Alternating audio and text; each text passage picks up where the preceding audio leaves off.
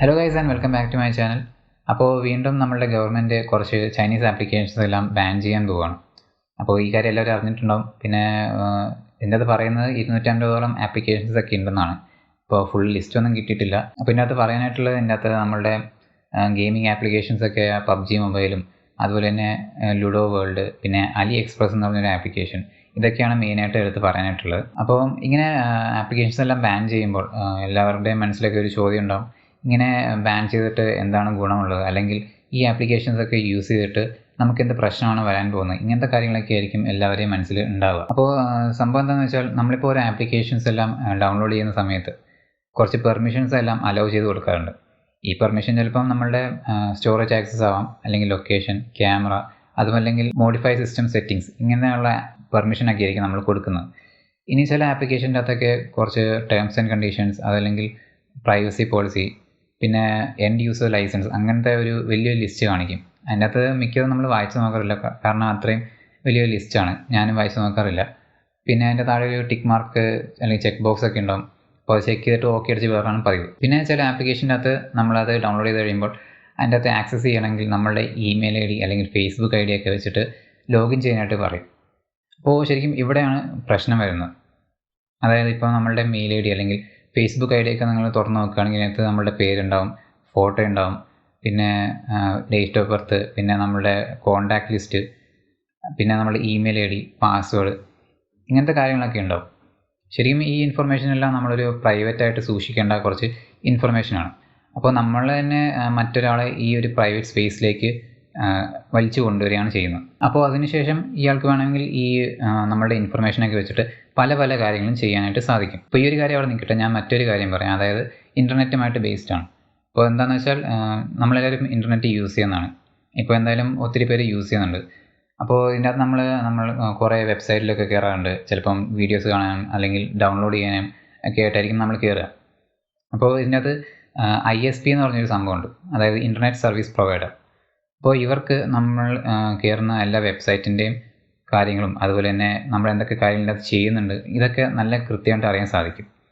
പക്ഷേ ഇതിൻ്റെ അകത്തൊരു എൻക്രിപ്ഷൻ ഒക്കെ വരുന്നുണ്ട്. എങ്കിൽ പോലും നമ്മൾ കയറുന്ന വെബ്സൈറ്റിൻ്റെ URL-ഉം അതുപോലെ തന്നെ IP അഡ്രസ്സ്, ഈ കാര്യങ്ങളെല്ലാം നല്ല കൃത്യമായിട്ട് അറിയാൻ സാധിക്കും. ഇപ്പോൾ നിങ്ങൾ ഇന്ത്യ ഒഴിച്ച് മറ്റേതെങ്കിലും ഒരു രാജ്യം നോക്കുകയാണെങ്കിൽ അവിടുത്തെ ISP, അതായത് ഇൻ്റർനെറ്റ് സർവീസ് പ്രൊവൈഡേഴ്സിന് ഈ ഡേറ്റ അല്ലെങ്കിൽ ഇൻഫർമേഷൻ മറ്റൊരാൾക്ക് മറിച്ച് വിൽക്കാനുള്ള ഫുൾ പെർമിഷൻ ഉണ്ട്. ഇപ്പോൾ നിങ്ങൾ വിചാരിക്കും ഇതൊക്കെ മറിച്ച് വിട്ടിട്ട് എന്ത് ഗുണമാണ് ഉള്ളത്, അല്ലെങ്കിൽ നമുക്ക് എന്താണ് പ്രശ്നം വരുന്നതെന്നൊക്കെ ഒരു സംശയം വരാം. അപ്പോൾ എന്താണെന്ന് വെച്ചാൽ, ഇങ്ങനെ മറിച്ച് വിറ്റതിന് ശേഷം ഇപ്പോൾ എൻ്റെ പേരും അല്ലെങ്കിൽ എൻ്റെ മെയിൽ ID അല്ലെങ്കിൽ ഡേറ്റ് ഓഫ് ബർത്ത് ഒക്കെ യൂസ് ചെയ്തിട്ട് മറ്റെവിടെയെങ്കിലും എന്തെങ്കിലും ഇല്ലീഗലായിട്ടുള്ള ആക്ടിവിറ്റീസ് ഒക്കെ ക്രിയേറ്റ് ചെയ്യാനായിട്ട് വളരെ സിമ്പിളാണ്. അപ്പോൾ ഈ ഒരു കാര്യം നമ്മളുടെ തമിഴിൽ ഒരു മൂവി ഉണ്ട്, വിശാലാണ് അതിൻ്റെ അകത്ത് അഭിനയിച്ചെന്ന് തോന്നുന്നു. അപ്പോൾ അതിൻ്റെ അകത്ത് ഈ ഡേറ്റാസൊക്കെ എങ്ങനെയാണ് കളക്ട് ചെയ്യുന്നതെന്നും എങ്ങനെയാണ് മറ്റൊരാൾക്ക് വിൽക്കുന്നതെന്നും വിറ്റതിന് ശേഷം എന്തൊക്കെ രീതിയിലാണ് ഈ ഡേറ്റാസൊക്കെ ഉപയോഗിക്കുന്നതെന്നൊക്കെ നല്ല കൃത്യമായിട്ട് ഈ ഒരു സിനിമയ്ക്കകത്ത് കൊടുത്തിട്ടുണ്ട്. അപ്പോൾ നിങ്ങൾ ആ സിനിമ കണ്ടിട്ടില്ലെങ്കിൽ അത് കാണുക, നല്ലൊരു ഇൻഫർമേഷൻ തരുന്ന ഒരു സിനിമയാണ്. അപ്പോൾ ഈ കാര്യം എന്തിനാണ് ഞാൻ പറഞ്ഞതെന്ന് വെച്ചാൽ, നമ്മുടെ ടിക്ടോക്ക് ഒക്കെ ബാൻ ചെയ്ത സമയത്ത് ഒരു ന്യൂസ് ചാനലിനകത്ത് ഒരു റിപ്പോർട്ടർ ചോദിക്കുകയുണ്ടായി, ഈ എള്ളോളം തരി പാട്ടും പാടി നടക്കുന്ന പിള്ളേരാണോ ഈ രാജ്യദ്രോഹം ചെയ്യാൻ പോകുന്നതെന്ന്. അപ്പോൾ അതിനൊരു ഉത്തരമായിട്ട് നമുക്ക് വേണമെങ്കിൽ യെസ് എന്ന് പറയാം. കാരണം ഇവരറിയാതെ തന്നെ ഇവരുടെ ഇൻഫർമേഷൻ അല്ലെങ്കിൽ ഡേറ്റ ഒക്കെ യൂസ് ചെയ്തിട്ട് മറ്റൊരാൾ വേറെ ഏതെങ്കിലും ഒരു ഇല്ലീഗൽ ആക്ടിവിറ്റി ചെയ്തിട്ടുണ്ടെങ്കിൽ അതിൻ്റെ ഒരു ആഫ്റ്റർ എഫക്റ്റ് ശരിക്കും അനുഭവിക്കുന്നത് ഇവർ തന്നെയായിരിക്കും, ചിലപ്പോൾ നമ്മളും ആകാം. അപ്പോൾ ഇത് ശരിക്കും ആട് 2 എന്ന് പറഞ്ഞൊരു മൂവിക്കകത്ത് ഒരു സീനുണ്ട്. അതിൻ്റെ അകത്ത് പറയുന്നുണ്ട്, നമ്മൾ പോലും അറിയാതെ അധോലോകമായി മാറിയിരിക്കുന്നു ഷാജിയേട്ടാണ്. അപ്പോൾ ഇതുപോലെയൊക്കെ സംഭവിക്കാൻ ചാൻസസ് ഉണ്ട്. അപ്പോൾ ഇങ്ങനത്തെ കാര്യങ്ങളൊക്കെ പ്രൈവസി ഇഷ്യൂവിനകത്ത് വരുന്നതാണ്. അപ്പോൾ ഇതൊക്കെ ചൂണ്ടിക്കാണിച്ചുകൊണ്ടാണ് നമ്മളുടെ ഗവൺമെൻറ് ഇതുപോലത്തെ ആപ്ലിക്കേഷൻസ് എല്ലാം ബാൻ ചെയ്യാനായിട്ട് പോകുന്നത്. ബാൻ ആയിട്ടില്ല, ഇപ്പം വേറെ എന്തൊക്കെ കാര്യങ്ങളൊക്കെ ചെക്ക് ചെയ്യാനായിട്ടൊക്കെ ഉണ്ട്. അപ്പോൾ ചെക്ക് ചെയ്യുന്ന സമയത്ത് ഇങ്ങനത്തെ പ്രൈവസി ഇഷ്യൂ ഉണ്ടെന്ന് കാണുകയാണെങ്കിൽ തീർച്ചയായിട്ടും ഇത് ബാൻ ചെയ്യും. ഇനി ബാൻ ചെയ്ത് കഴിഞ്ഞിട്ടുള്ള കാര്യം പറയാം. ബാൻ ചെയ്ത് കഴിയുമ്പോൾ നമുക്ക് എന്തായാലും ഈ ഒരു ആപ്ലിക്കേഷൻ്റെ സെർവറുമായിട്ടൊരു കണക്ഷൻ ഉണ്ടാവില്ല. അപ്പോൾ നമ്മൾ മിക്കവരും ചെയ്യുന്നത് ഈ ആപ്ലിക്കേഷൻ അൺഇൻസ്റ്റാൾ ചെയ്ത് കളയുകയാണ് ചെയ്യുന്നത്. പക്ഷേ അൺഇൻസ്റ്റാൾ ചെയ്ത് കളഞ്ഞാൽ പോലും ഈ ഒരു ആപ്ലിക്കേഷനകത്ത് നമ്മളുടെ മെയിൽ ID അല്ലെങ്കിൽ ഫേസ്ബുക്ക് ID എല്ലാം ലിങ്കായി തന്നെ കിടക്കും. പക്ഷേ പേടിക്കേണ്ട കാര്യമൊന്നുമില്ല, ഇത് വളരെ സിമ്പിളായിട്ട് തന്നെ റിമൂവ് ചെയ്യാൻ പറ്റുന്നതാണ്. അതിനായിട്ട് എന്താ ചെയ്യേണ്ടതെന്ന് വെച്ചാൽ, നിങ്ങളുടെ ഗൂഗിളിൻ്റെ സെറ്റിങ്സിലേക്ക് പോവുക. ജിമെയിൽ അല്ല, ഗൂഗിളിൻ്റെ സെറ്റിങ്സ് ഉണ്ട്. അപ്പോൾ ഗൂഗിളിൻ്റെ സെറ്റിങ്സിലേക്ക് പോവുക. അതിൻ്റെ സെക്യൂരിറ്റി സെറ്റിങ്സ് എന്നൊരു പോർഷൻ ഉണ്ടാവും. അപ്പോൾ അത് ജസ്റ്റ് ഒന്ന് ഓപ്പൺ ചെയ്യുക. ഓപ്പൺ ചെയ്തിട്ട് ഏറ്റവും താഴെയായിട്ട് തേർഡ് പാർട്ടി ആക്സസ് എന്ന് പറഞ്ഞുള്ളൊരു ഓപ്ഷൻ ഉണ്ടാവും. അപ്പോൾ അത് ഓപ്പൺ ചെയ്ത് കഴിയുമ്പോൾ നിങ്ങളുടെ മെയിൽ ID ലിങ്ക് ചെയ്തിരിക്കുന്ന എല്ലാ ആപ്ലിക്കേഷൻ്റെയും പേര് അതിനകത്ത് കൊടുത്തിട്ടുണ്ടാവും. അപ്പോൾ ജസ്റ്റ് ഒന്ന് ടാപ്പ് ചെയ്യുമ്പോൾ ഈ ആപ്ലിക്കേഷൻ എന്തൊക്കെയാണ് ആക്സസ് ചെയ്യുന്നതെന്ന് കറക്റ്റായിട്ട് അതിനകത്ത് കൊടുത്തിട്ടുണ്ടാവും. പിന്നെ സൈഡിൽ റിമൂവ് എന്നൊരു ബട്ടൺ ഉണ്ടാവും. ആ റിമൂവ് ജസ്റ്റ് ക്ലിക്ക് ചെയ്ത് കഴിയുമ്പോൾ നിങ്ങൾക്ക് വളരെ സിമ്പിളായിട്ട് തന്നെ ഇത് റിമൂവ് ചെയ്ത് കളയാൻ സാധിക്കും. ഇനി നിങ്ങൾ ഫേസ്ബുക്ക് ID വെച്ചിട്ടാണ് ലോഗിൻ ചെയ്തിരിക്കുന്നതെങ്കിൽ ഫേസ്ബുക്കിനകത്തും ഇതേ ഒരു ഓപ്ഷൻ ഉണ്ട്. അതിന് നിങ്ങൾ സെറ്റിങ്സിൽ പോയിട്ടുണ്ടെങ്കിൽ അതിനകത്ത് ലിങ്ക്ഡ് ആപ്സ് എന്നൊരു ഓപ്ഷൻ ഉണ്ടാവും. ആ ജസ്റ്റ് ഒന്ന് ഓപ്പൺ ചെയ്യുക. ഓപ്പൺ ചെയ്യുമ്പോൾ നിങ്ങളുടെ ഫേസ്ബുക്ക് ID വെച്ചിട്ട് ലോഗിൻ ചെയ്തിരിക്കുന്ന എല്ലാ വെബ്സൈറ്റിൻ്റെയും ആപ്ലിക്കേഷൻ്റെയും പേര് അവിടെ കൊടുത്തിട്ടുണ്ടാവും. അപ്പോൾ ഇതിൻ്റെ അകത്ത് നിന്ന് നിങ്ങൾക്ക് ഈസി ആയിട്ട് റിമൂവ് ചെയ്ത് മാറ്റാൻ സാധിക്കും. ഇനി പറയാനുള്ളത്, നിങ്ങൾക്ക് വേണമെങ്കിൽ ഒരു മൾട്ടിപ്പിൾ മെയിൽ ID ഒക്കെ ക്രിയേറ്റ് ചെയ്ത് യൂസ് ചെയ്യുന്നത് നല്ലതായിരിക്കും.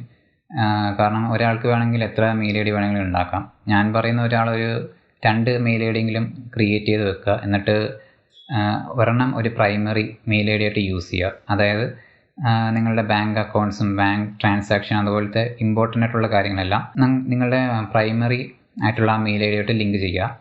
പിന്നെ ഇതുപോലത്തെ സോഷ്യൽ മീഡിയ, ഗെയിമിംഗ് അങ്ങനത്തെ കാര്യങ്ങളെല്ലാം സെക്കൻഡറി ആയിട്ടുള്ള ഈ മെയിൽ ID ആയിട്ട് ലിങ്ക് ചെയ്യുക. അപ്പം എന്തെങ്കിലും പ്രശ്നം വരികയാണെങ്കിൽ തന്നെ ഇതെല്ലാം കൂടി ഒരുമിച്ച് അടിച്ചു പോകത്തില്ല. ഓക്കെ, ഇനി പറയാനായിട്ടുള്ളത് PUBG മൊബൈലിനെ പറ്റിയിട്ടാണ്. ഇപ്പം 2018 തൊട്ടാണ് നമ്മളുടെ PUBG മൊബൈലിന് ശരിക്കും നമ്മുടെ പ്ലേ സ്റ്റോറിലൊക്കെ വന്നിട്ടുള്ളത്.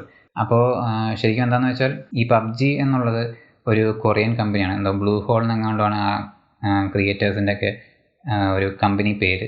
അപ്പോൾ ഇത് ശരിക്കും PC-യിൽ മാത്രമേ അവൈലബിൾ ആയിട്ടുണ്ടായിരുന്നുള്ളൂ.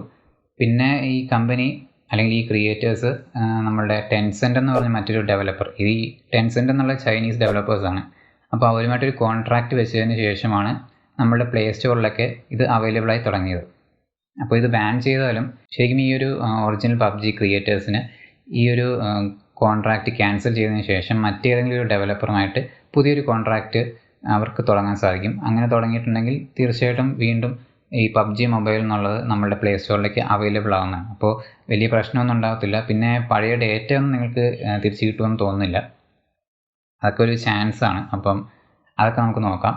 പിന്നെ പറയാനുള്ളത്, നിങ്ങളുടെ മെയിൽ ID അല്ലെങ്കിൽ ഏതെങ്കിലും ഒരു സോഷ്യൽ മീഡിയ ആപ്ലിക്കേഷൻ ആയാലും അത് ഫേസ്ബുക്കോ ഇൻസ്റ്റാഗ്രാമൊക്കെ ആണെങ്കിൽ പോലും അതിനകത്ത് 2 സ്റ്റെപ്പ് വെരിഫിക്കേഷൻ എന്നൊരു ഓപ്ഷൻ ഉണ്ട്.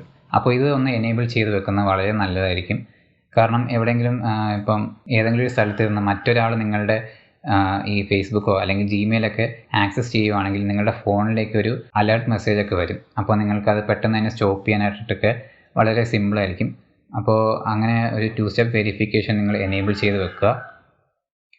പിന്നെ ഇത്രയേ ഉള്ളൂ ഈ ഒരു കാര്യത്തിനെ പറ്റി പറയാനായിട്ട്. പിന്നെ ഞാൻ പറഞ്ഞ കാര്യങ്ങളിൽ നിങ്ങൾക്ക് മനസ്സിലായെന്ന് വിചാരിക്കുന്നു. മനസ്സിലായെങ്കിൽ തീർച്ചയായിട്ടും ഈ വീഡിയോ ലൈക്ക് ചെയ്യുക, നിങ്ങളുടെ ഫ്രണ്ട്സായിട്ട് ഷെയർ ചെയ്യുക. പിന്നെ എൻ്റെ ചാനൽ സബ്സ്ക്രൈബ് ചെയ്തിട്ടില്ലെങ്കിൽ തീർച്ചയായും സബ്സ്ക്രൈബും ചെയ്യുക. കൂടെ ബെല്ലൈക്കൺ കൂടെ എനേബിൾ ചെയ്യുക. അപ്പോൾ ഇനി അടുത്ത ദിവസം മറ്റൊരു വീഡിയോ ആയിട്ട് കാണാം. ബൈ.